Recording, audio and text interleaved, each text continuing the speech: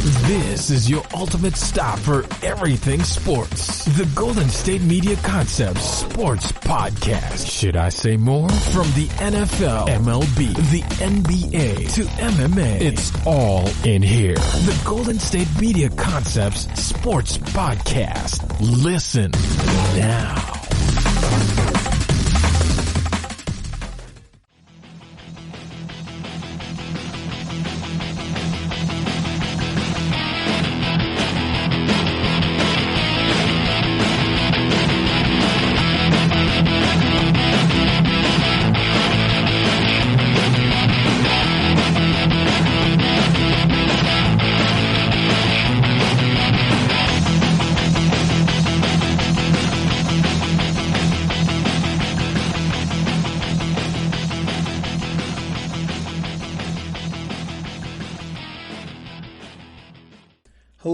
Hello, and welcome back to the GSMC Sports Podcast, brought to you by the GSMC Podcast Network. I am your host, Alex Masfer. Thank you guys so much for tuning in today's episode. Before I start anything, I want to remind you guys to subscribe to the podcast so you never miss an episode, so you get those alerts on your phone, laptop, wherever you may be listening from, so you know when we drop an episode here at the GSMC Sports Podcast. Also, make sure to leave a 5-star review. We would really appreciate that. And also to follow us on all social media platforms, Twitter, Facebook, Instagram, whatever you guys have social media-wise. We are on those platforms as well. So you make sure to follow us and interact with us there.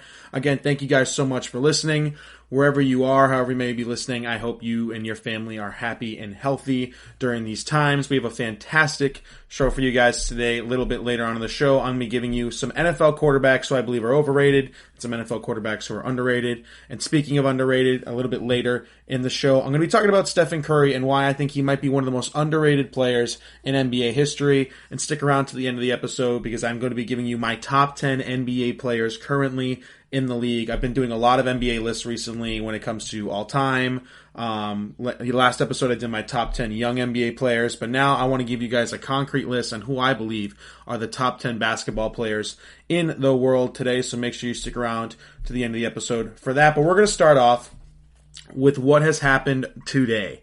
A little bit, a couple of hours ago, Ian Rappaport tweeted that Cowboys quarterback Dak Prescott has signed his $31 million exclusive franchise tag. A few days after the team ended its virtual offseason, he's locked in for at least 2020, though the two sides aren't close on a long-term deal. They have until July 15th to do that. So to break it down, obviously the Cowboys and Dak Prescott have been going through for a potential contract extension for what seems like years now. Dak Prescott has been asking for a ton of money. Cowboys aren't willing to pay it so far. He ended up being franchise tagged at the beginning of the offseason, so he did not become an unrestricted free agent. Dak did not sign that, kind of contract, that tender, until now. So they have until July 15th to reach this long-term agreement. Otherwise, they can't reach a long-term agreement until the start of next offseason. So in my opinion, that means, like Ian said in this tweet, that the Cowboys and Dak Prescott are not close to a deal. Now, this is coming a few days after Jay Glazer of Fox Sports 1, one of the best NFL writers, said that he expects that, Dak Prescott will be the Dallas Cowboys quarterback for many, many years to come. This doesn't say it as much. I don't think they're going to reach a deal by July 15th. Usually when a player signs his franchise tag, both sides have kind of agreed that this isn't going to work. We'll try again next offseason. Not as nice as that, obviously, but so Dak will make his $31 million this year, and then they'll kind of redo this process at the beginning of next offseason. But this is a big deal, because there's been reports all over of how much Dak has been asking. People have been giving their opinions on it. How good is Dak Prescott? Is he worth the type of money he's asking for? So I wanted to do a deep dive on Dak Prescott. I have said on this show before, I rate quarterbacks in a tier system. There is the below average, your backups, things like that. There are starter level quarterbacks who can win you some games, are pretty good, but you can't win a Super Bowl with. And then there are franchise quarterbacks, guys who you can win a Super Bowl with and you can win a lot of games with. Now, there is a difference between a franchise quarterback and a, all-time great, obviously, or even there's a tier in the middle that I think that's an elevating your team quarterback, which is a quarterback that can, despite a bad coach, a bad defense, bad weapons, injuries, things like that, would still elevate your team and you can win a lot of games with. For example, I think Patrick Mahomes is an elevated team, in that all-time great sort of tier. Now, I wanted to see if Dak Prescott fit that criteria because Dak Prescott is currently asking for potentially, according to reports, $45 million in the last year of this contract extension he could potentially agree to. So I want to compare him to some other quarterbacks, specifically one quarterback in the tier that I think Dak Prescott fits in the most. So let's just start off real quick. Dak Prescott's stats last year. He had a great year. If you remember early on in last season before the Cowboys kind of fell apart the second half of the year, Dak Prescott was actually in the MVP conversation. Threw for 4,902 yards, 30 touchdowns, 11 interceptions, 65% completion percentage. Who am I comparing him to? I think Dak Prescott is in the same tier as a Jimmy Garoppolo. Now, Jimmy Garoppolo is obviously the quarterback for the San Francisco 49ers. Just went to the Super Bowl with them. Except I think there's a big difference between a Patrick Mahomes, a Lamar Jackson, an Aaron Rodgers, a Deshaun Watson, guys like that. I think there's a big difference between those type of players and a Jimmy Garoppolo. No shade to Jimmy G. Obviously, he's a franchise quarterback, high-level starter, extremely productive, obviously just went to a Super Bowl. So for this segment, I want to compare those two because I believe that they're very similar players and they deserve very similar money, is what I'll get into later. So Jimmy Garoppolo's stats last season: 4,000 yards, 27 touchdowns, 13 picks, 69% completion percentage. Now, did Dak Prescott have a better year statistically than Jimmy Garoppolo last year? Yes. By a ton? No. Jimmy Garoppolo obviously had a better completion percentage. All right. Jimmy Garoppolo went to the Super Bowl last year, and he makes $27 million. I think Dak Prescott should be in that range, and I'll explain. Now, you might be thinking, wait a minute. You can't have Dak Prescott making $25 million. Look at his record as a starter. It's ridiculous. He wins all these games, super stability. Yes, Dak Prescott has a very high winning percentage, a very good quarterback record, and I think it's overblown, though, because everybody forgets, Dak Prescott, his rookie season, went 13-3 and took the league by storm. What has Dak Prescott done since then? Try to imagine in your head, what do you think Dak Prescott's record is as a starting quarterback if you take out his rookie season where he went 13-3? Dak Prescott, since the 13-3 year his rookie year, is 27-21 as a starter. That is not great. It is not $45 million a year type of play. I understand that 13-3 was a fantastic year, his rookie season, but since then he's 27-21, and you have to, when you're going into these contract negotiations, I'm assuming Jerry Jones has asked, what have you done recently for me? Dak Prescott, at the end of last season, did not take the Cowboys to the playoffs, and I think it's because Dak Prescott does not elevate his teammates. Dak Prescott is one of those quarterbacks that needs a good coach, a good defense, good weapons, and everything clicking on all cylinders to reach the 13-3 level, to reach the winning the division level, the Super Bowl level, things like that. And that's what he had his rookie season. That's what he had when he went 10-6. And as soon as things started to go sideways last year with the coach and the defense a little bit, the Cowboys weren't as good. Dak Prescott couldn't overcome those challenges, things like that. Now, comparing to Jimmy Garoppolo, if you think Dak Prescott has a good record as a starting quarterback, Jimmy Garoppolo has a better one. Jimmy Garoppolo as a starting quarterback in the National Football League is 21-5. 21-5. That is better than Dak Prescott. Recently, Jimmy Garoppolo went to a Super Bowl, like I just mentioned, and I think he does elevate his team. So let's break it down. So Pro Football Focus, which is an analytical website that I've talked about before on this show, did a study about the best quarterbacks in the NFL who are good when their first read is open. When they're the number one guy that the coach, when the coach designs a play, it is usually meant for the quarterback to throw the ball to this person or something like that. The hot route, some people call it. Who is the best at identifying that first read, and when that first read is open, converts that play? Dak Prescott has a fantastic rating at 83.9. Right? So when everything's going right for Dak Prescott, he is a fantastic quarterback. Now, they also did a study on grades, like the number, when the first read isn't there, how does the quarterback do on a second or a third read? For example, Dak Prescott's grade on non-first read throws is 54.1. He is a completely different NFL quarterback when the first read isn't open. When everything doesn't go right, when plays break down, Do you elevate your team? Do you make something happen with nothing? Dak Prescott does not do that. When the first read is in there, we're talking about second and third reads. If the second and third receiver, a Michael Gallup, things like that, Dak Prescott has a rating of 54.1. Who does that compare to, for example? That compares to a Ryan Tannehill. That compares to a Jared Goff. Players like that. This tier that I've been mentioning on this show of players you can win with if everything's going right. It also compares to a Matt Ryan, for example. Now, I'm comparing him to Jimmy Garoppolo, so let's walk it back. Jimmy Garoppolo, who has there's a huge narrative on Jimmy Garoppolo, that it's all Kyle Shanahan, the coach, that it's all these fantastic weapons around him, that, it's the coaching scheme, it's the defense, and that's the reason why San Francisco's so good. Anybody could win with San Francisco. Jimmy Garoppolo's overrated. He's not that good. There was a playoff game, I think, where they only had to throw the ball 11 times, and people said that shows that Jimmy G wasn't that good. And to a certain extent on this show, I've said that Jimmy Garoppolo is not the greatest quarterback in the world. But in comparison to Dak Prescott, he's better at a lot of things. Grades on first read throws. Dak Prescott, 83.9, like I mentioned earlier. Jimmy Garoppolo, 88.5. Okay, makes sense. Jimmy Garoppolo obviously is going to have a higher grade on first read throws. He's got better weapons. San Francisco did better last year. That makes sense. Now let me hit you with the grade on the non-first read throw. So Jimmy Garoppolo, who's a quarterback that apparently everything is wide open for him. It's always going the right way. It's all the coach. It's all scheme fit. He doesn't really do anything. He doesn't elevate the San Francisco 49ers. He's just a system quarterback. Jimmy Garoppolo's grade on non-first read throws is 77.3. That's number 5 in the NFL. Behind Russell Wilson, Patrick Mahomes, Drew Brees, Carson Wentz. Now, you all say I say Russell Wilson's the second best quarterback in football. Patrick Mahomes, number 1. Drew Brees is top 5. I think Carson Wentz is an incredible talent, and I'll get to him in my next segment. But Jimmy Garoppolo is almost as good as Carson Wentz on non-first read throws, and almost as good as Drew Brees on non-first read throws as well.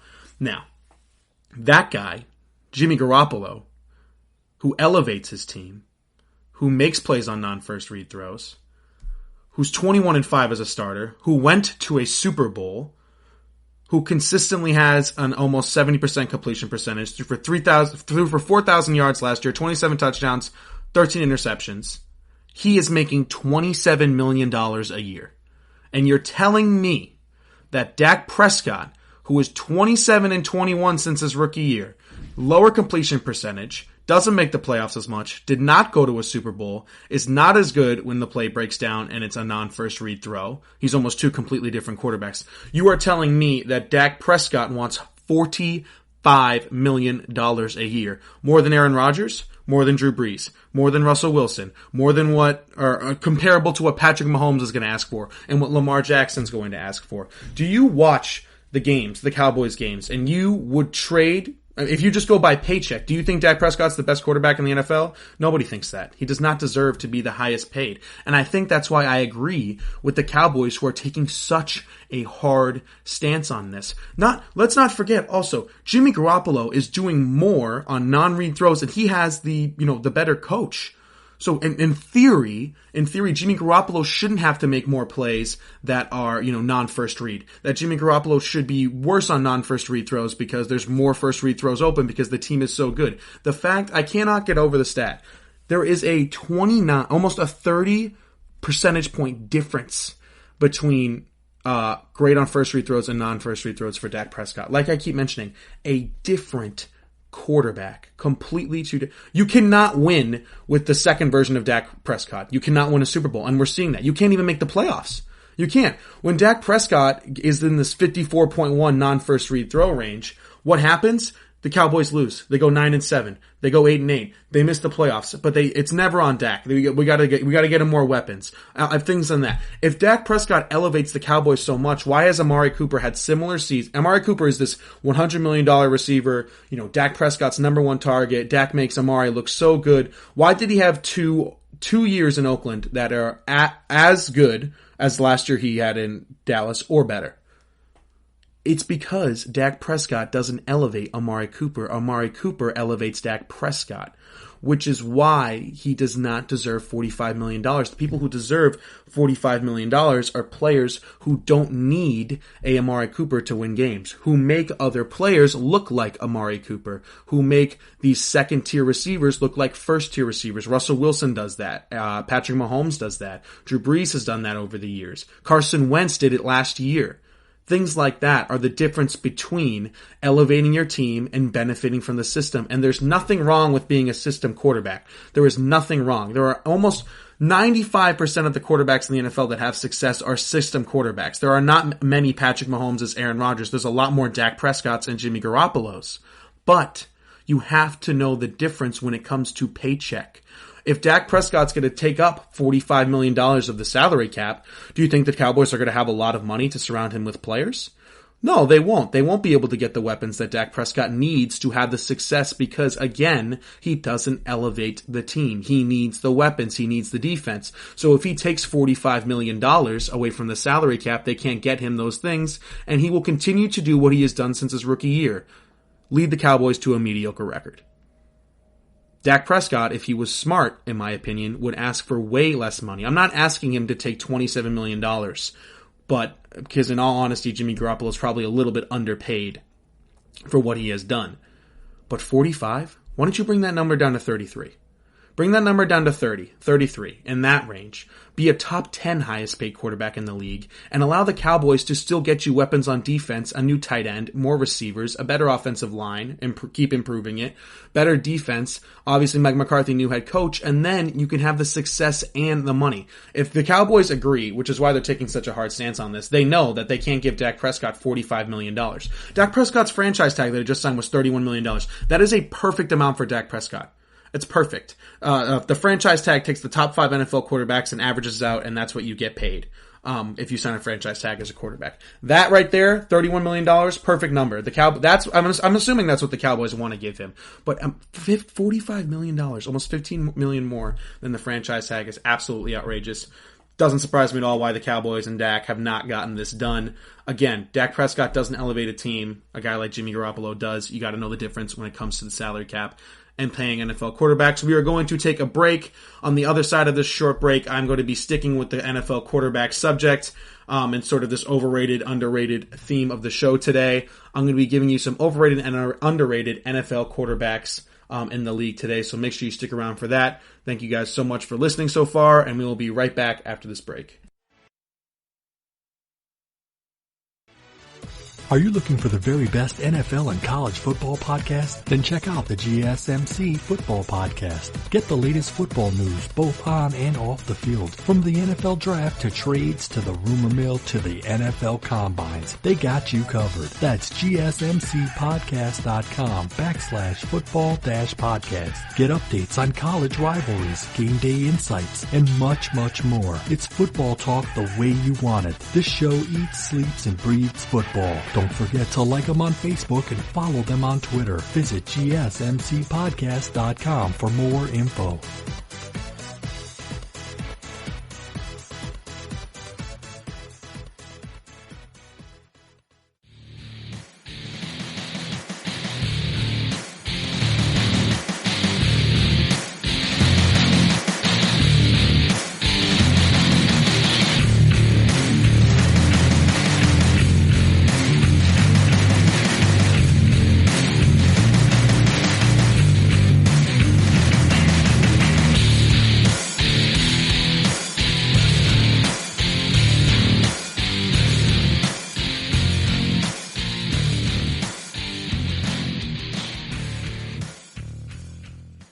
All right, and we are back here at the GSMC Sports Podcast, brought to you by the GSMC Podcast Network. I just got finished talking about, Dak Prescott potentially, or he signed his franchise tender, and it looks like they're not going to get a long-term extension done. Just comparing it to Jimmy Garoppolo. So to stick with the theme of like overrated, underrated in the NFL, I compiled a list of some overrated quarterbacks and some underrated quarterbacks in my opinion. So let's just get right into it. The first quarterback that I think is 100% overrated in the NFL is Baker Mayfield. Now, this isn't a hot take. A lot of people believe this. I'm not entirely selling my Baker Mayfield stock. I still think he has the ability to be a good high-level quarterback in the NFL. But again, he would not have been my choice for the number 1 overall pick. I think Sam Darnold offers more of a special quality to him. For example, I would put Baker Mayfield in the category of a Dak Prescott, can be a good distributor of the football, and if there's good weapons around him, good coaching, everything's going right. Baker Mayfield will look like a fantastic NFL quarterback, and there's nothing wrong with that. But I believe Sam Darnold, he isn't there yet, but has a higher chance to potentially develop into that player that makes things out of nothing, which is what he already kind of does for the New York Jets. Not necessarily at a high level. He isn't at like a Deshaun Watson level, which is, well, my team isn't doing great and the offensive line is terrible and the coaching isn't the best, but they're still winning the division. The Jets aren't doing that, obviously. But Sam Darnold at a minimal scale, I believe, has shown flashes of winning games in which the defense has let him down, the coaching staff has let them down, the Jets organization has let him down, and he has still been able to win 6-7 games. And stuff like that, if you can develop properly, and as Sam Darnold gets older, could become one of the better quarterbacks in the league. But getting back to Baker Mayfield, I don't think Baker Mayfield has that ability. I think we already know what Baker Mayfield would look like at his best, and it was just what he looked like his rookie season for an entire season. But yeah, Baker Mayfield last season had a terrible year. Under 60% completion percentage, 3,827 yards, 22 touchdowns, 21 picks. I've talked about Baker Mayfield before. I think I talked about him in the segment a couple episodes ago where I said it's a make or break year. He has to do well this year. It's pretty simple. I understand that this is only, his third year in the NFL, but if Baker Mayfield has a poor year, another year like this, I'm not going to be surprised at all if Kevin Stefanski and the Cleveland Browns move off of him. There's a new general manager there, new head coach. It seems to be Baker Mayfield's biggest supporters aren't even necessarily in the Browns building, it's more the fans. And if every time Baker Mayfield has struggled or the Browns have struggled, it appears, the owner has them as, he said it was John Dorsey's fault, GM isn't good enough, coach isn't good enough, Freddie Kitchens. So now it wouldn't surprise me if things don't go well this time around, that the organization starts to point the finger at Baker Mayfield, especially with a strong quarterback class next year. But yeah, people who act that Baker Mayfield is the next coming of Drew Brees or is one of the most accurate quarterbacks in the league, it's just not true. He's overrated in my opinion. I don't think he's a top 15 quarterback now necessarily. I would have to do that all out, but I don't think he is. But, he's probably, if you look at the division right now, who would you take over Baker Mayfield in his own division, right? You're not taking Lamar. I wouldn't take Joe Burrow over Baker Mayfield. Or sorry, I wouldn't take Baker Mayfield over Joe Burrow. I like Joe Burrow more. I like Lamar more. And for one game, I would probably take Ben Roethlisberger, who I'll get to a little bit later. But Baker Mayfield is not this second coming of the savior of Cleveland. Baker Mayfield isn't going to be the reason why the Cleveland Browns make the playoffs. It's going to be because of their roster and their new coaching staff. If the Browns ever win a Super Bowl, it won't be because of Baker Mayfield. He'll be in a similar situation to Jimmy Garoppolo was last year. Great player, great distributor of the ball, but we know the best part of San Francisco is not Jimmy Garoppolo, even though he's a great player. It's the San Francisco defense, San Francisco coaching staff, things like that. Okay. All right, my next overrated quarterback I have is who I talked about in the last segment, Dak Prescott. Again, not necessarily because I think he's, not a good quarterback. I think all of the guys on this list of the overrated list are a good quarterback. I think they deserve the spot that they are in right now. But Dak Prescott at $45 million is severely overpaying. Again, not even the best quarterback in his division. I'll talk about Carson Wentz later. I think Carson Wentz is better than him. Dak Prescott last year had a good year, not a great year. I've already talked about it. He is not good when the play breaks down. Even though he's athletic, he can run a little bit. When it's not going his way, when it's not the first read, when Amari's not wide open, things like that is when Dak Prescott starts to struggle, and paying him $45 million a year is troublesome. To say that he wasn't the reason why the Cowboys missed the playoffs. Again, he's not the only reason why that the Cowboys missed the playoffs last year, but the Eagles, who were absolutely having an injury-ridden season and were kind of falling, butt backwards into the playoffs, Dak Prescott let that slip. He lost. He had that throw to Michael Gallup, if you all remember. He did not convert that throw. Things like that separate you from good quarterbacks, between good quarterbacks and elite quarterbacks. Carson Wentz makes that throw. A lot of other quarterbacks make that throw. A lot of quarterbacks who will make, actually, pretty much every quarterback who deserves to make $45 million a year would make that throw. Things like that make Dak Prescott overrated in my mind. And just the fact that Cowboys fans, and really, just because he plays for the Cowboys, it automatically elevates, his ability, which is just not true. There's a lot of better quarterbacks than Dak Prescott who would have taken the Cowboys to the playoffs last year and beyond. Next up is Jimmy Garoppolo. Oh, I'm sorry. Yeah, Jimmy Garoppolo. Again. Oh, no, not Jimmy Garoppolo. Josh Allen. Sorry, I was looking at the other list. Josh Allen is also overrated in my opinion. Again, I like Josh Allen. I don't love him. It's no shot at him that he's just not a good quarterback, but the completion percentage is just a big turnoff for me. 58.8%. I don't understand. This league in the NFL now is an accuracy-driven league, and when you struggle to throw the football accurately, completion percentage-wise, he was rated the least accurate quarterback in the NFL by PFF and a bunch of other people. Barely over 3,000 yards, 20 touchdowns, 9 picks. I mean, that's not great stuff. Again, I understand. The Buffalo Bills made the playoffs. Josh Allen's a phenomenal athlete as well, but I don't see Josh Allen being a Super Bowl winning quarterback. I just don't. The Bills defense would be the reason why that happened. I love Sean McDermott, the coach. I love their defense. I love their run game, their offensive line. Getting Stephon Diggs, John Brown. Again, I don't think that Josh Allen is a special type of player. I think he's a great athlete. I think he's a good guy. And I think he's the right fit, I guess, for Buffalo. But if Buffalo really wants to take the next step as a franchise, which is, now that Tom Brady's gone and New England is kind of dwindling, the Buffalo Bills want to be the team that's going to dominate the division for the next 10 years. I don't think they'll have the best quarterback. I think Sam Darnold is already better than Josh Allen, and if he's not right now, he will be better. I think Tua Tagovailoa of the Dolphins, he will be better than Josh Allen. And it wouldn't surprise me if the Patriots get a Justin Fields next year, or even a Trevor Lawrence, then they will definitely be better than Josh Allen. So the Bills right now look like they're riding high, and Josh Allen looks like he's a great player. But in a couple of years, if not even this season, the true colors will start to show that he is not an accurate quarterback. He's not a great quarterback. He's an average quarterback with a severe accuracy issue. Next up on the overrated list is Ryan Tannehill. Nothing against Ryan Tannehill. He caught lightning in a bottle last season. 70% completion percentage, 22 touchdowns, 6 picks. Didn't even start every game. Absolutely phenomenal. Went to the AFC Championship game. Where is the issue there? He got a huge long-term contract from the Tennessee Titans. People have a year of game film of Tannehill in the Tennessee system. They will contain him. They will do better. He will not replicate the same success. And I love the Tennessee Titans. I love Vrabel. I love the defense. Love Derrick Henry, best running back in the league. Besides maybe Christian McCaffrey. That's a debate for another day, though. Ryan Tannehill, again, when everything's working right, things happen. You can catch lightning in a bottle like he just did. That's not a winning formula for years and years. So I don't think he'll replicate the same success. So he's a little bit overrated. Next up, finally, I have two more actually. One of them is kind of a joke one though. One is Big Ben. Big Ben is a serious one, obviously. I think he's only overrated because of what people expect from him is at this stage of his career. People believe that since Big Ben is on the Steelers, that all of a sudden the Steelers could potentially win the division. We have no idea what Ben Roethlisberger is like. Now, after his injury, at his current age, he's been deteriorating for a couple of years now.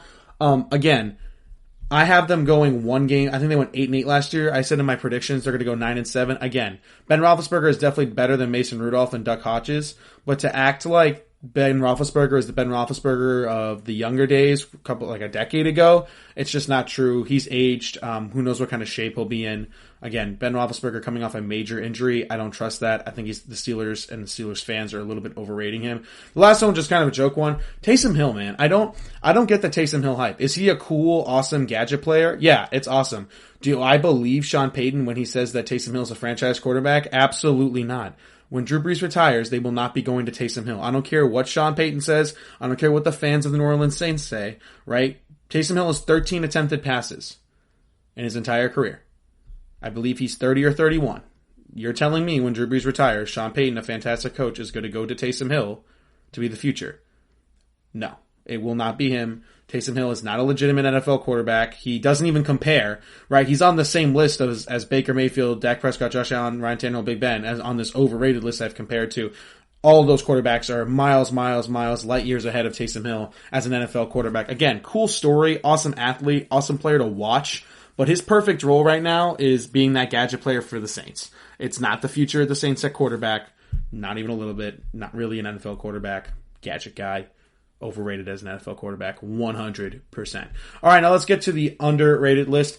Number 1, I have Daniel Jones. So Daniel Jones last year, low-key, had better stats than Kyler Murray. 61% completions percentage, 3,000 yards, 24 touchdowns, 12 interceptions, and 3 of those picks came against New England on the road on a Thursday night game without Saquon. Daniel Jones is incredible. I don't understand the hate on Daniel Jones.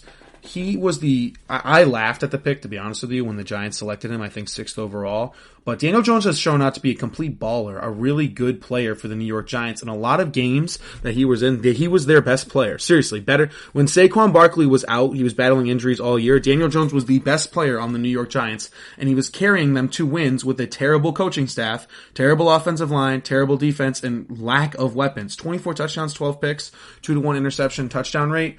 I mean, when you look at those stats compared to Josh Allen, who everyone says is phenomenal, he had a better year. Really. He honestly had a better year than Josh Allen. And I think I would take Daniel Jones right now over Josh Allen. I don't understand the Daniel Jones hate. I think he's going to be the quarterback of the New York Giants for a long time. And if they can get some real talent around him, some real receivers, a real offensive line with Saquon Barkley at running back, who knows if Joe Judge is a good NFL coach yet or not, but if he turns out to be the coach of the Giants could be a serious problem in the NFC East for the next couple of years. Sticking in the NFC East, the most underrated quarterback in the league is Carson Wentz. I don't understand the hate. Is it just because he gets hurt? Because, again, he can't control that. Yes, he tore his ACL, moved on. Last year was a concussion. What can you do about that? I mean, again, Carson Wentz is the 4th best quarterback in the league when the first read isn't open, which means when the play breaks down, who is the best quarterback in the league? Russell Wilson, Patrick Mahomes, Drew Brees, and then Carson Wentz. Carson Wentz is better than Dak Prescott. He's the best quarterback in that division, one of the best quarterbacks in the league, 64% completion percentage, 4,000 yards, 27 touchdowns, 7 interceptions, with nobody at wide receiver, an offensive line that was battling injuries, a defense that was up and down, right? The narrative that he gets hurt all over him, things like that. Those things matter. Now that if Carson Wentz can get a legitimate receiving core, and again, stay healthy, he is one of the best quarterbacks in the league. Definitely one of the most underrated quarterbacks in the league. There's not many quarterbacks right now in the league I would want to start with my franchise with above Carson Wentz. It'd be Patrick Mahomes, Russell Wilson, Lamar Jackson, Deshaun Watson, and then probably Carson Wentz right there at number 5. Top 5 quarterbacks I'd want to start my franchise with. I'd put Carson Wentz at number 5 right there. Next up, I have Russell Wilson, who's severely underrated. Some people are arguing that he's like not a top 5 or top 3 quarterback in the league. He's the 2nd best quarterback in the league behind Patrick Mahomes. He's better than Lamar Jackson. He's one of the best quarterbacks in the league. Last year he had a 67% completion percentage, 4,000 yards, 31 touchdowns, and 5 interceptions. Absolutely ridiculous stuff. I think it's the Seahawks' year this year. Not necessarily to win the Super Bowl, because I think the Chiefs are better than them and Ravens are probably better than them. But to win their division, wouldn't surprise me if San Francisco took a step back. Russell Wilson could have an incredible year with DK Metcalf maybe improving, developing more. Wouldn't surprise me at all if Russell Wilson won MVP this season. I mean, 31 touchdowns and 5 interceptions. Absolutely ludicrous stuff. So yeah, I have Russell Wilson on the underrated list. It's kind of crazy that people think that he's somehow a product of the Seahawks system or he gets carried by the defense. Not even in the olden days either. Like when it was Richard Sherman and the Legion of Boom, Russell Wilson was still the best player on that team. I get it. Cam Chancellor was incredible. Earl Thomas, Richard Sherman, Marshawn Lynch, everybody was an incredible team. They deserved to win the Super Bowl and go to 2. But Russell Wilson was the best player on the team. The quarterback was the best player. Russell Wilson was the reason why the Seahawks won a Super Bowl and almost won a second. So, in my opinion, Russell Wilson is the most underrated player in the league, besides maybe Carson Wentz. I think some people have really started to buy into Russell Wilson, started to see my point of view and some other people's point of views on how good he actually is. So him and Carson Wentz are definitely the most underrated. One more underrated quarterback that I have, and I want to spend a little bit more time on this, is Matt Stafford. Now, I get it. He hasn't won anything. He was on pace for maybe the best year of his career last year. Over 41,000 career yards is ridiculous, and I want to make this comparison real quick. It kind of hit me. If you guys remember, Carson Palmer was a really good quarterback for the Bengals who didn't win anything, threw a ton of yards, threw a ton of touchdowns, couldn't win anything because he was limited by the Cincinnati Bengals franchise. Goes to the Cardinals with Bruce Arians and goes to an NFC Championship game. I think Matt Stafford is the new and maybe even better version of Carson Palmer. If somebody can just save Matt Stafford from the Lions, put him around a fantastic team, good coaching, things like that, you could legitimately win a Super Bowl with Matt Stafford. I just thought that comparison was really cool that I made in my head.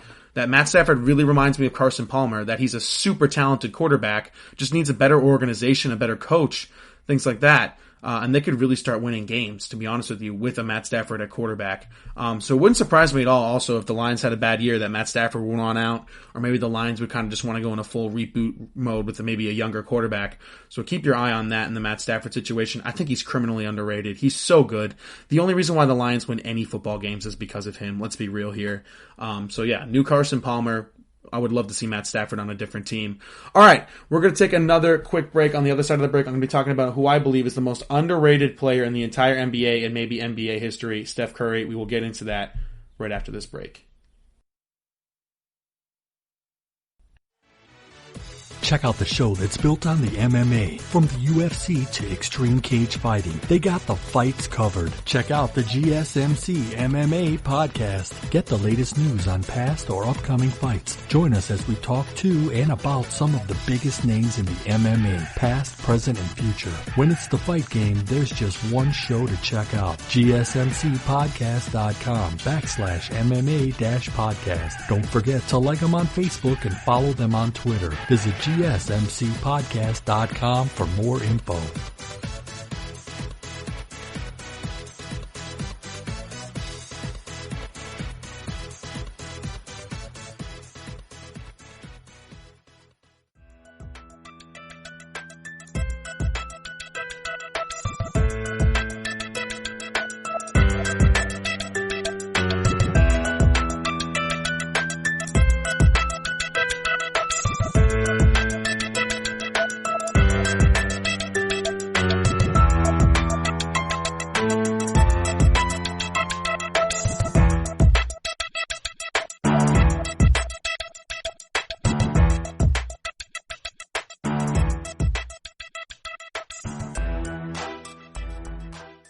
All right, and we are back here at the GSMC Sports Podcast, brought to you by the GSMC Podcast Network. So sticking with the theme of today's show, overrated or underrated type of thing, I want to talk about Steph Curry because I saw a quote from Fox Sports 1's Rob Parker, a very respected journalist in the NBA for a long time, I believe, and the NFL as well. Currently works at Fox Sports 1, has his own podcast. He said something that I completely disagree with. He said that Steph Curry is not the greatest shooter of all time because he has never won a finals MVP. And he also went on to say that Kevin Durant stole his team from him like quote unquote lunch money. Now, I disagree with pretty much everything in that statement, but also this brings it back to a bigger picture. Steph Curry is extremely underrated in the grand scheme of the NBA.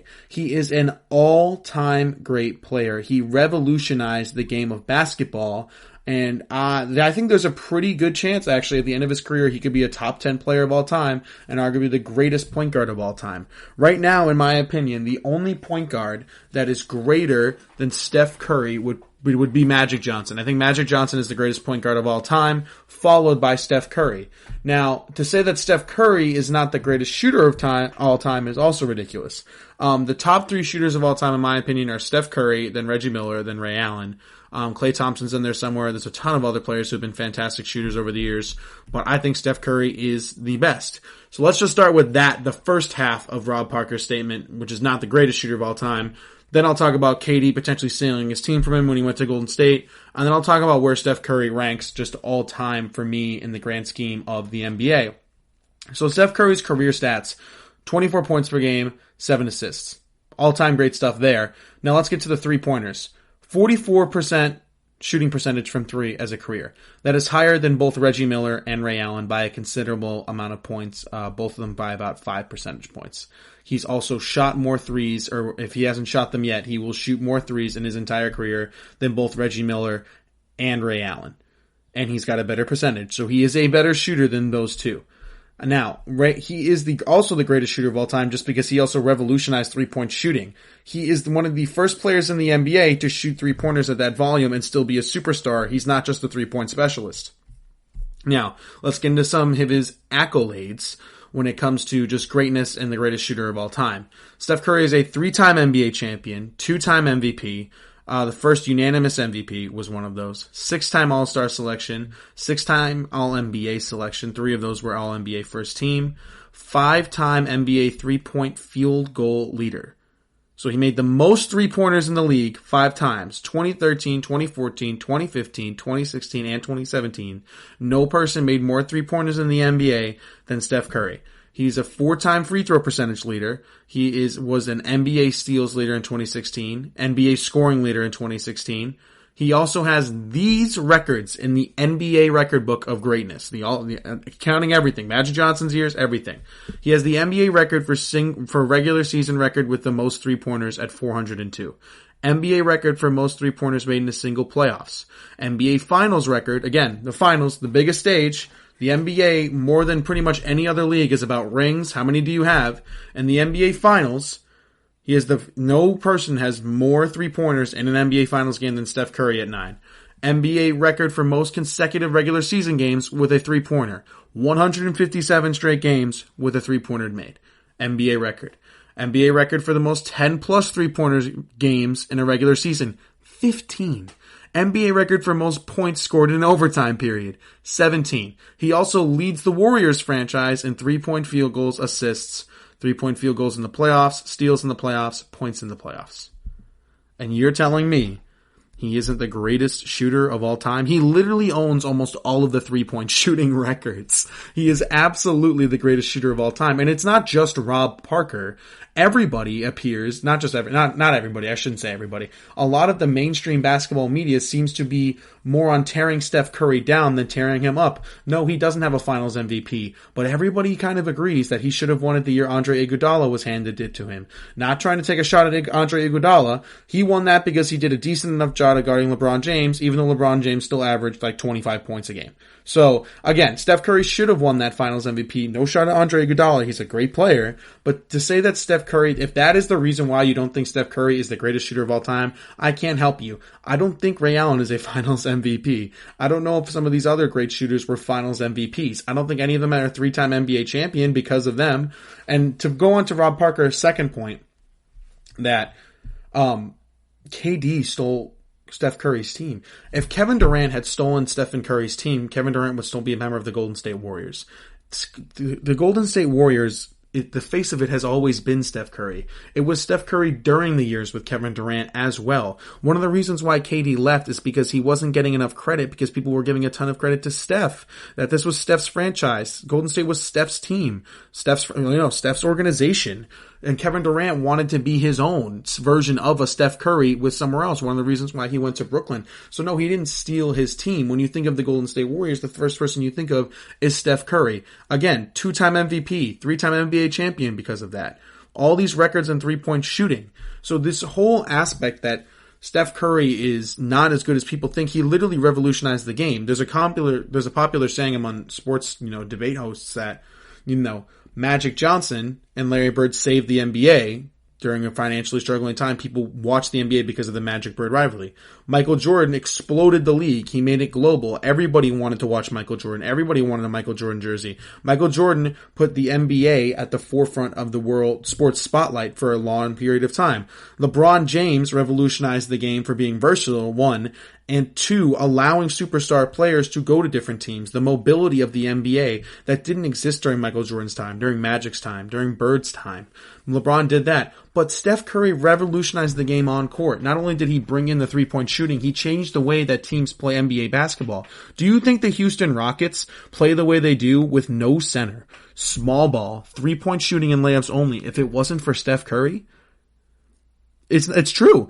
The Houston Rockets model their game. They completely reshaped their organization analytically and the way they play basketball on court because of Steph Curry. They're not the only team. If you are a big man and you cannot shoot, you get played off the floor in the playoffs. There is a less demand for the standard back to the basket shot blocking center in the league. Those guys are now considered backups and not starters. Who are the big men that are thriving in the NBA right now? Nikola Jokic, Anthony Davis, Joel Embiid, guys like that who can shoot from the outside. They're not just standard back to the basket centers. How many of you would take a Rudy Gobert, a Hassan Whiteside, a Steven Adams over a Nikola Jokic, an Anthony Davis, even a Marcus Gasol, a three-point shooting big. In the playoffs, you wouldn't. You need someone who can stretch the floor. That is because of Steph Curry. Steph Curry literally played guys off the floor in his prime, in his peak. And I'm saying all this, and Steph Curry's career isn't even over.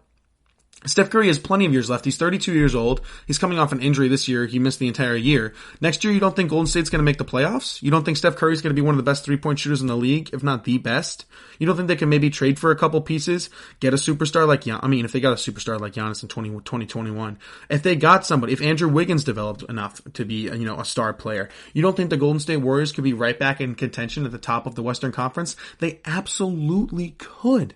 And that's the scary thing. Steph Curry could retire a 5-time NBA champion. If they get Giannis, who knows what could happen in 2021? But the whole, Steph Curry slander is ridiculous to me. He was the best player, or not necessarily. He was the face of an NBA dynasty because of his shooting. He revolutionized the game because of his shooting. He is the greatest three-point shooter of all time. He has all the stats, everything in the record books. 3-time NBA champion. First and only unanimous MVP in 2016. And to say that he's not the greatest shooter of all time because he's not won a finals MVP is blasphemous to me. I think Steph Curry is criminally underrated. I can't wait to see what the Warriors really do to kind of continue the Steph Curry story, the Steph Curry legacy. It'll be really cool to see. And again, would not surprise me at all if 5-10 years from now, when Steph Curry is retired, and if he wins more championships and gets these more records, there could be a serious debate on who is the better point guard, him or Magic Johnson. Right now it's Magic Johnson, but Steph Curry is definitely the second best point guard. Have him over, Allen Iverson, Pete Maravich, these other guys. I would give it to Steph Curry. Things like that. Now, it's going to be interesting to see, down the line how Steph continues to evolve the NBA. Now that everybody's shooting threes, will Steph Curry still stand out? I think he will. Only time will tell. It also depends on how the Warriors do as well. We're going to take one break real quick here. When I get back, after this final break, I'm going to be giving you my top 10 NBA players in the league today. I've done a lot of NBA lists recently, top 10 young players, top 10 teams that I think could win the championship, broken them up into tiers. I still haven't done the list of who I believe are the 10 best basketball players in the world who are currently playing, so I will be giving you guys that right after this break, so stick around here at the GSMC Sports Podcast. Are you looking for help for your fantasy football team? Check out the GSMC Fantasy Football Podcast. Get today's best advice on who to start, who to sit, even who you should draft. From sleeper picks to red hot lineups, they got it all covered for you. That's gsmcpodcast.com/fantasy-football-podcast. We'll cover traditional leagues, dynasty, PPR, even IDP leagues. When you need fantasy help, there's just one show to hit up. Don't forget to like them on Facebook and follow them on Twitter. Visit gsmcpodcast.com for more info.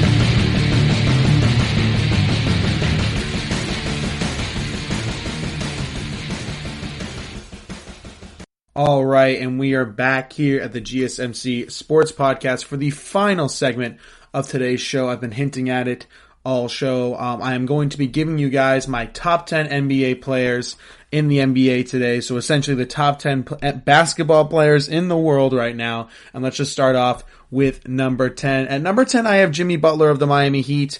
I chose him over some other guys like Russell Westbrook, Joel Embiid, Nikola Jokic, simply because of what he's done with less around him. I think Jimmy Butler is an underrated player. What he does on both ends of the floor is absolutely incredible. He has made the Miami Heat a top 4 seed in the East, averaging 20 points a game and then 6 rebounds and 6 assists. He's pretty much Mr. Everything for the Heat and essentially has catapulted them back into Eastern Conference contention, which is why I'm giving him this number 10 spot. I think Jimmy Butler is one of the most misunderstood players in the league. I think he just needs to be around a group of guys that think and act like him, and he will bring, elevate the team to the successful level, which is what he's done in Miami. He didn't really find that in Minnesota or Philly, and really even Chicago either. But in Miami, he appears to be home.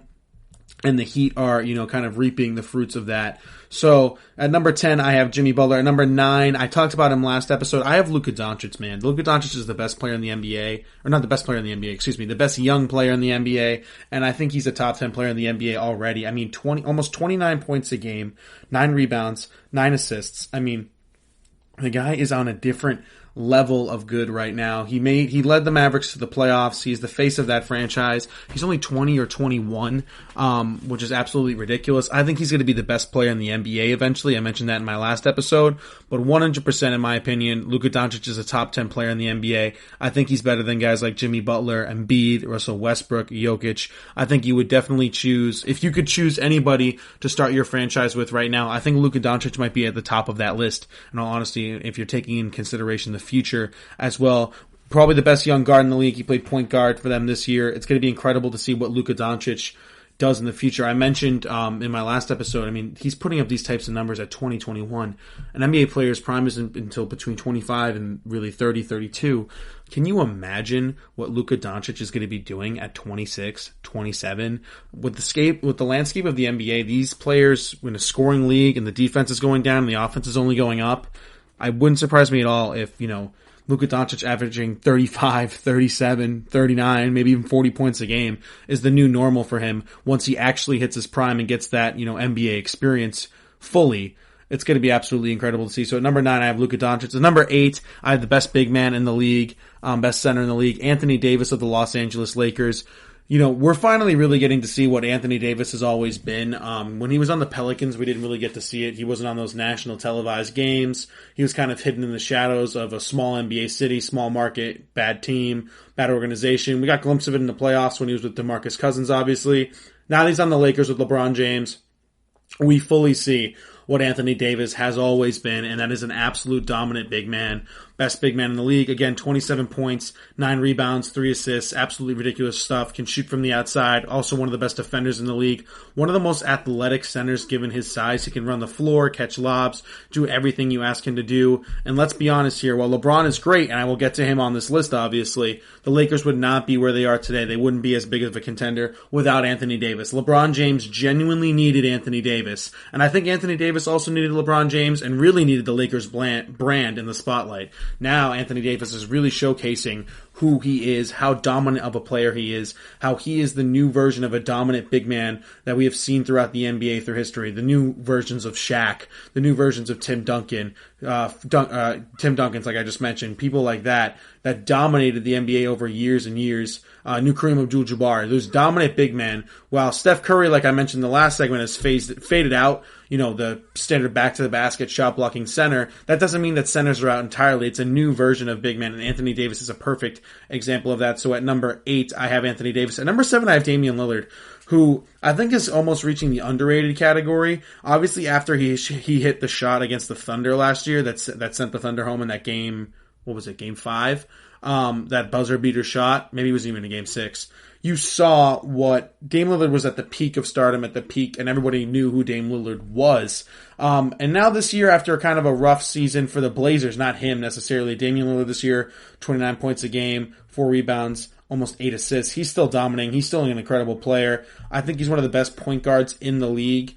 It depends on if you count James Harden as a point guard or not. I'm not, so I think he's the second best point guard in the league. Absolutely love Dame Lillard. I think he's one of the clutchest players in the league. And while it was a rough season for the Blazers, they did get invited to the Orlando bubble. So who knows? Maybe the Blazers can find a way to sneak into the playoffs. If Damian Lillard gets hot, then the Blazers are unstoppable. Not the Blazers. He is really unstoppable. When Damian Lillard gets on a hot streak of hitting those threes from the logo, I think if you guys remember in the playoffs last year in that Thunder series, when he got hot, he hits 3, 4, 5 threes in a row, and he's absolutely unstoppable. He's unguardable. and he's just an absolutely incredible player to watch. It's so fun to see him. Dame time fourth quarter is his mantra. Everybody knows it. So Dame Lillard comes in for me at number 7. At number 6, I have James Harden. Now, James Harden, this is going to be a little bit controversial. I know James Harden's averaging 35 points a game, and he's obviously incredible, 6 rebounds, 7 assists. Again, what we've talked about with James Harden before, the playoff performance is the thing that separates him from the 5 guys above him. For me, is the accolades. I know he's won an MVP, obviously, and scoring championships, and he's one of the most gifted and dominant offensive players in NBA history.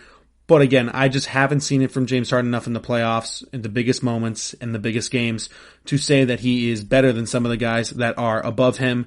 Again, fantastic season for James Harden, 35 points, 6 rebounds, almost 8 assists. Now, if James Harden can change that narrative, like I've talked about before, of winning a championship, or even just getting to a championship or Western Conference Finals, or hitting a big shot in a Game 7, things like that, then he could arguably be higher on this list, and you can talk about more about James Harden in comparison to the Kawhis, the Giannis's, the players like that. But right now, when you're talking about a top 10 list of best players in the world, you need to consider the biggest moments and the biggest stages and how they perform in the clutch. And I just don't see that from James Harden in comparison to some of the other guys above him. All right, at number 5, I have Steph Curry. I talked about him a lot in the last segment. I think he's criminally underrated. I think he's better than James Harden, better than Dame Lillard. He's the best point guard in the league. Obviously missed almost the entire season this year with an injury. But when Steph Curry comes back next year, he's going to be incredible. He's going to average 25 points a game. He's going to shoot 45% from 3 again. He's going to lead the NBA in 3-point percentage, lead the NBA in 3 points made, or if not, be up there. He's going to take the Warriors back to the playoffs. The Warriors are going to be back again next year with whoever they draft with a top 3 pick. Steph Curry being healthy, Klay Thompson being healthy, maybe Draymond Green with the, re-additions of Steph and Klay Thompson can get back to the form that we saw of Draymond during the Dynasty era. But again, the Warriors are not dead and gone. They are terrible this year because of the injuries to Steph and Klay. If Steph and Klay were both healthy and played the entire season this year, no doubt in my mind would, the Warriors be in the playoffs right now. Again, Steph Curry is still a top 5 player in the NBA, best shooter in the NBA, best point guard in the NBA, one of the best clutch players in the NBA. And in my opinion, when he gets back, him and Klay, the Warriors will be right back to contention. Not necessarily championship level unless they added another piece, but right back into Western Conference contention, in my opinion. Number 4, I have Kevin Durant. Well, again, a lot of people seem to have forgotten about Kevin Durant. Again, he was hurt this year, missed the entire season with that Achilles injury. When Kevin Durant comes back, do people forget how unguardable Kevin Durant is? He's about 6'10", 6'11", can shoot from anywhere on the floor. And yes, he's coming off an Achilles injury, which historically for athletes in general, but specifically basketball players, has not served them well coming back from it. DeMarcus Cousins struggled. Some other players have struggled as well. But again, even if Kevin Durant only comes back at, 80, 90% of what he was, Kevin Durant is still a top 5 player in the NBA. He's still unguardable, still one of the better shooters in the league, one of the best shooters in the league, effective defensively, athletic, can run the floor, can do all of that. He's finally getting his opportunity in Brooklyn to be his own man, his own team again, like he had in Oklahoma City. It's going to be really interesting to see how Brooklyn plays out next year. So again, Kevin Durant is still incredible, one of the most unguardable players in NBA history.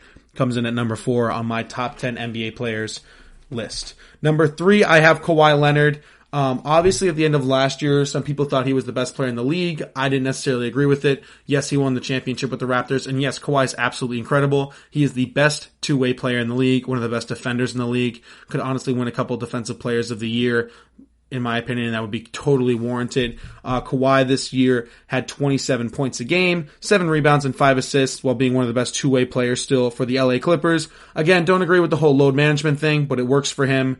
He wins games, he gets the championships, he wins the, all the awards, things like that. The only reason why he's not ahead of the other 2 guys is just because I think the next 2 guys are just kind of better than him all around, not necessarily defensively, and also a little bit of the load management thing. Kawhi has some health issues that he needs to deal with, but again, it's going to be a lot of fun to see this Clippers team. They'll be fully healthy. There will be no more load management. Kawhi will be playing. Paul George will be playing. Lou Williams, Montrezl Harrell. The LA Clippers are absolutely playoff contenders, and it doesn't surprise me that a lot of people actually have the Clippers as the favorite out in the West, even though they're not the number 1 seed. It's going to be really interesting to see. I hope that this playoffs doesn't necessarily, not that it would get ruined by this, but I would love to see a Clippers-Lakers Western Conference Finals. I think we all do deep down. It would be absolutely incredible to see. All right, at number 2, I have Giannis Antetokounmpo, 29 points, 13 rebounds, 5 assists. Guy is absolutely incredible. He's the Greek Freak, won MVP last year. I can understand your argument if you think he should win MVP this year. Again, he needs to win a championship, or he needs to leave Milwaukee, in my opinion. If Milwaukee isn't going to give him the opportunity to win a championship, he needs to leave. He's got 2 years to do it. Wouldn't surprise me at all if the Bucks won the championship. They're obviously the favorites to come out of the East, and that's deservingly so. They're the best team in the East by far. But again, I think the Celtics are pretty close to them. I think the Celtics could match up with them. Even if the regular season records have a pretty big difference, again, I think the Celtics could match up with them, and I think they could give them some trouble, so it wouldn't surprise me if they got knocked out, and the chatter of Giannis leaving obviously picks up, like I talked about in my last episode. And number 1, the best player in the NBA is LeBron James. He is still the best player. He is the face of the league. The league goes where he goes. He is the best, most versatile player. He switched to point guard this year, reinvented himself, reinvented his game yet again, and again, was the best point guard in the league. I don't consider him a point guard. I don't really consider him anything, but if you did want to list him as a point guard, he's the best point guard in the NBA this season. 26 points, 8 rebounds, 11 assists. Absolutely ridiculous stuff. I think this is the Lakers' year. I've talked about it on this show before. I think the stars are aligning for the Los Angeles Lakers to get a championship again, be the center of the NBA world, be a center of the sports world. LeBron James, it's time for him to retake his crown after a poor season last season where he missed the playoffs for the first time and it feels like forever. I think the Lakers are at least going to get to the Western Conference Finals. They're my title favorites. I believe they will win the NBA championship this year. I really do believe that it is the Lakers' year to win all the awards, win the championship, all that good stuff. That is going to do it for today's episode of the GSMC Sports Podcast. Thank you guys so much for listening. Do not forget to subscribe to the podcast, leave a 5-star review, and follow us on all social media platforms and interact with us there. We really do appreciate it. Thank you guys again so much for listening, and I will see you in the next episode. You've been listening to the Golden State Media Concepts Sports Podcast, part of the Golden State Media Concepts Podcast Network. You can find this show and others like it at www.gsmcpodcast.com. Download our podcast on iTunes, Stitcher, SoundCloud, and Google Play. Just type in GSMC to find all the shows from the Golden State Media Concepts Podcast Network, from movies to music, from sports to entertainment, and even weird news. You can also follow us on Twitter and on Facebook. Thank you, and we hope you have enjoyed today's program.